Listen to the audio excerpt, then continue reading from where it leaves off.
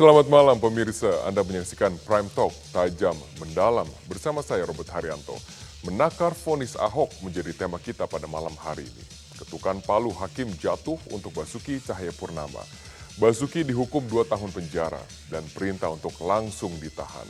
Vonis yang jauh lebih berat dibandingkan dengan tuntutan. Sebelumnya tuntutan, jaksa menyebutkan Ahok menghina golongan, tetapi hakim menyebut Ahok menodai agama.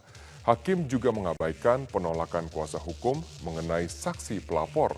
Dan untuk mengulas mengenai hal ini telah hadir bersama dengan saya di studio Prime Talk, kuasa hukum dari Ahok, Tommy Sihotang, dan pakar hukum pidana Eva Ahjani Zulfa.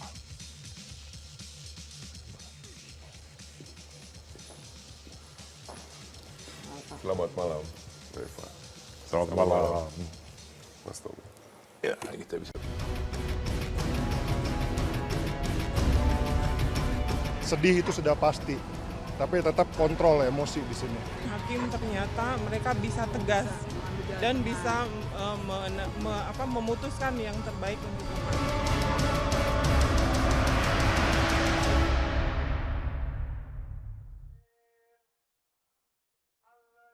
Gelombang massa di persidangan Ahok tidak pernah surut sejak sidang digelar Desember 2016 lalu.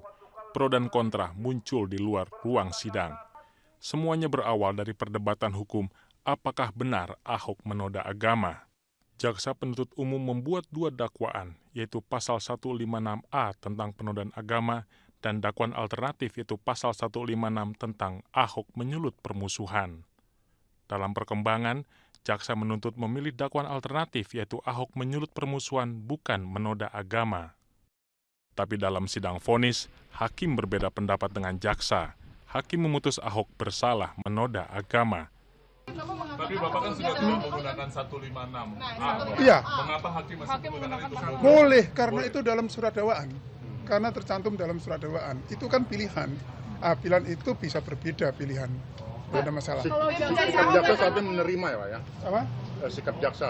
Nanti saya diskusi karena masih punya waktu seminggu kan.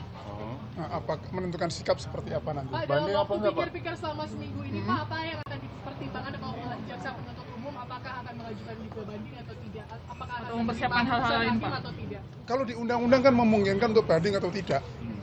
Nah, nanti kita ketemu timnya kan lagi separuh di Cipinang. Lebih berat kemana Pak Ali? Apa? Lebih berat kemana? Saya tidak bisa mendahului. Ya. Kuasa hukum pun bereaksi keras bahwa putusan dipengaruhi oleh tekanan massa yang masif. Mempengaruhi hakim ini kan manusia juga. Anda kebayang nggak tiap kali sidang demo terus? Nggak cukup demo di sini, demo ke Mahkamah Agung, demo ke pengadilan di Gajah Mada itu dan sebagainya. Mereka juga manusia, iya kan? Pasti pengaruh itu ada. Saya menduga mereka ya mau terima bersih, nggak akan ada yang menekan dia. Sama dengan kasus Ahok baru berapa jam dilimpahkan ke pengadilan karena semua cuci tangan, termasuk majelis ini. Dia nggak mau terima tekanan, ya dihukum aja. Kini Ahok harus mendekam di penjara, tapi masih ada upaya banding hingga kasasi masih bisa ditempuh. Apakah masih mungkin Ahok keluar dari jerat hukum?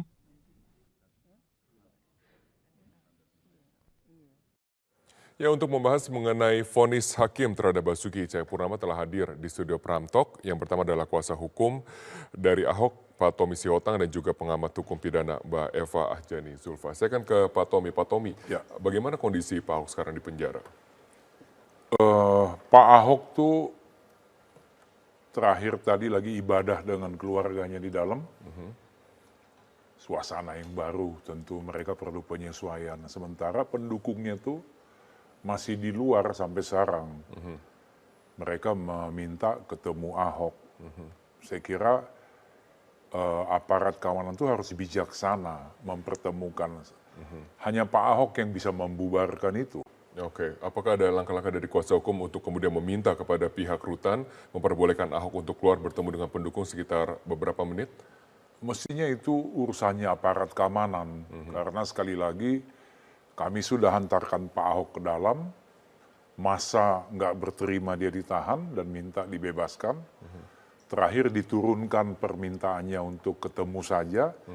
Ya mestinya aparat kabulkan lah itu, apa susahnya sih itu kan gitu, cuma 5 menit gitu loh. Buktinya kan aparat juga gagal, kecuali kalau main kekerasan. Oke, berarti tidak ada kekerasan sampai saat ini. Oke, Pak Tommy, sekarang kita akan masuk ke materi kasus, materi putusan dari vonis. Dalam rekaman pernyataan yang saya putarkan tadi, Pak Tommy kemudian menilai bahwa rasanya aneh jika kemudian Ahok sudah divonis lebih berat dibandingkan dengan tuntutan dan langsung ditahan. Apa alasannya? Kan kewenangan hakim untuk kemudian memutuskan bahwa terdakwa langsung ditahan. Di pasal 197 itu memang itu disebutkan. Tetapi ada satu yang memang agak ambigu di sana. Karena begini, ini kan Pak Ahok ini tidak ditahan dalam proses persidangan itu. Polisi tidak menahan, jaksa tidak menahan, majelisnya sendiri tidak menahan. Sampai putusan tadi. Jadi pendapat hukum kami adalah ketika hakim sudah mengetok palu, persidangan itu sudah selesai. Negara ini nggak mengakui lagi kewenangan hakim itu untuk memerintahkan penahanan misalnya.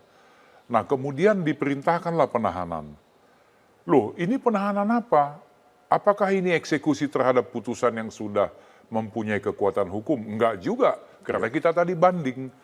Jadi sebetulnya menurut kami sih, ya, kalau pendapat yang mudah dicerna masyarakat, hakim ini lebay memerintahkan penahanan ketika wewenangnya nggak ada lagi. 197 itu merujuk pada 193. 193 kalau hakim menahan merujuk pada pasal 21. Berarti hakim tidak punya legal standing untuk memutuskan menahan. Tidak ada kewenangan lagi. Pasal 21 itu misalnya alasan subjektif. Subjektif itu tidak melarikan diri, tidak mengulangi perbuatannya, tidak menghilangkan barang bukti dan sebagainya. Baik. Enggak, supaya jelas. Tidak melarikan diri, untuk apa dia melarikan diri? Gubernur. Baik. Pak Tommy, gubernur. langsung saya konfirmasi kepada Mbak Eva. Mbak Eva, kalau melihat apakah memang argumen dari tim kuasa hukum betul? Saya kira tidak, saya tidak terlalu setuju dengan Pak Tommy. Kenapa? Pak Tommy ya, karena pada dasarnya ini pidananya adalah pidana penjara yang sebetulnya ya tidak memerlukan satu prosedur atau satu proses tertentu. Berbeda dengan pidana mati yang harus untuk eksekusinya itu harus menunggu upaya gerasi misalnya seperti itu. Ini soal karena yang wewenang dijatuhkan penahanan, Mbak. Soal wewenang penahanan. Iya, karena dalam konteks ini penahanannya bukan dalam konteks penahanan seperti dalam proses penyelidikan dan penuntutan, tetapi dalam konteks ini adalah sebetulnya lebih kepada eksekusi. Pesan di dalam pasal 197 KUHP itu adalah untuk eksekusi dalam pelaksanaan putusan. Tapi kan belum bisa eksekusi karena masih ada upaya hukum. Upaya hukum sudah ada, tetapi proses pembuktian kan sudah berjalan. Yang diperiksa di dalam proses banding atau proses kasasi adalah kepada yudek jurisnya, kepada penerapan hukumnya. Ya, bukan lagi kepada fakta. Saya kira ya dalam konteks ini kita harus melihat harus melihat akan berbeda ya perintah hakim dalam konteks penahanan dalam konteks penahanan dibanding dengan konkret, saya kira itu. Jadi coba lebih konkret supaya nggak ngambang begitu gitu loh. Secara teoritis memang tidak ada halangan untuk kemudian melakukan eksekusi. Ada tadi saya udah katakan pasal 197 itu. Dia mestinya Mbak yang elok tuh begini. Di tengah jalan persidangan kalau mau benar Mbak ya. Kita lepaskan dulu semua kutil-kutil kalau ada di kepala kita Mbak. Kalau di tengah jalan dia lakukan penahanan, fine. Nanti di akhir putusan dia tinggal bilang, tetap menahan terdakwa.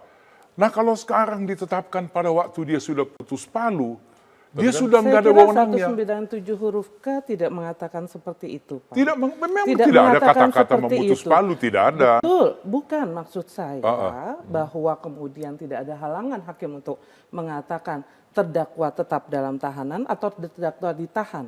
Tetap dalam tahanan kalau dia sudah ditahan. Itu mesti yang dilakukan. Bukan, tetapi saya kira bahwa hakim memerintahkan untuk menahan dalam konteks bahwa akan ada upaya banding atau kasasi. Saya katakan tadi bahwa vonisnya sudah jatuh. Putusan pidana penjara sudah jatuh. Tinggal masalahnya adalah masalah eksekusinya kapan. Nggak ada Walaupun eksekusi, belum Mbak. kekuatan Ini hukum belum tetap. inkrah Ya, van Hewisle ini. betul. Lalu Saya apa yang katakan- dieksekusi? Kak, biar konkret aja. Tidak, Lalu apa yang dieksekusi? Saya katakan bahwa hakim sudah menjatuhkan vonis. Iya, Ya, Mbak. Kita dengar. proses pembuktian sudah berjalan. Jadi menjadi kewenangan hakim tentunya untuk menyatakan bahwa terdakwa ditahan. Supaya Sudah apa? selesai Supaya prosesnya, Mbak. dalam proses membantu proses kemudian proses eksekusi. Mbak, di mana kira- disebutkan untuk membantu proses eksekusi dalam KUHAP? Saya juga tidak akan mengatakan bahwa itu ada di dalam KUHAP. Iya, kalau nggak ada nggak usah tapi dibahas lah, pesan Mbak. 197 KUHAP huruf K adalah seperti itu. Oke. Ya, secara teoritis tidak ada halangan untuk kemudian melaksanakan putusan hakim dalam konteks pidana penjara. Pak Tommy, yang menjadi masalah kenapa kuasa hukum mempertanyakan penahanan walaupun sudah divonis penjara? Iya, udah begitu divonis, Iya. kita banding, the same day kita banding.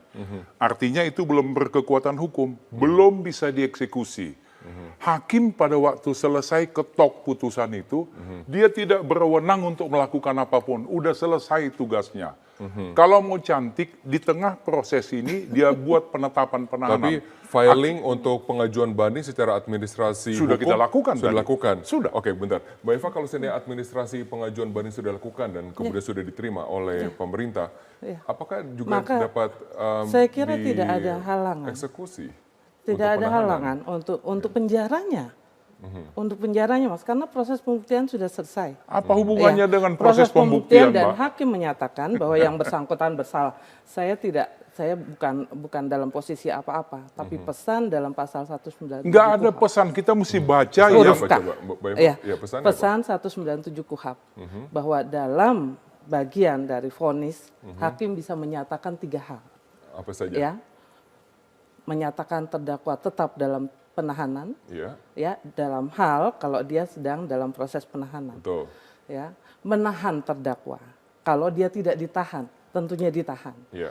Ya, kemudian atau membebaskan Oke, terdakwa. berarti ini Kalau digunakan putusannya adalah adalah yang kedua, bebas. Betul. menahan pada Iya. saat itu sudah ada Pak Saya Tommy. kira aturan-aturan di sini? 197 kita tidak bisa membaca selain apa yang ditertera Nggak di dalam bisa, rumusan Mbak. pasal. Tidak. Kalau kita hakim, Voltaire mengatakan hakim bukan trompet undang-undang. Itu nggak bisa dilaksanakan karena wewenangnya udah selesai. Kalau hanya, menurut KUHAP ini begini, gini. Ya kita mesti progresif dong berpikir.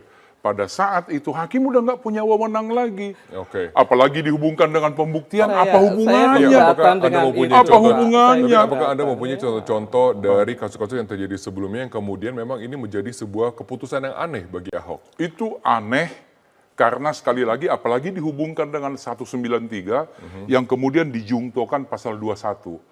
Ada alasan subjektif. Coba apa alasan hakim menahan Ahok, dia gubernur? Untuk apa melarikan diri? Sekarang secara sosial ada ribuan orang di depan Cipinang. Jangan lupa loh, hakim itu bukan hanya sekedar penegak hukum, dia penegak keadilan juga. Oke. Bukan seperti polisi tangkap tahan selesai. Oke. Mbak Eva, apakah ada contoh-contoh sebelumnya yang kemudian mengangkat bahwa hal ini adalah hal yang biasa yang menjadi kewenangan hakim? Nggak ada itu, saya lawyer, praktisi lawyer, nggak pernah ada kejadian gitu. Mbak Eva, silakan. Oke, saya kira kita punya banyak sekali contoh. Ya, Kasih satu contoh, Mbak.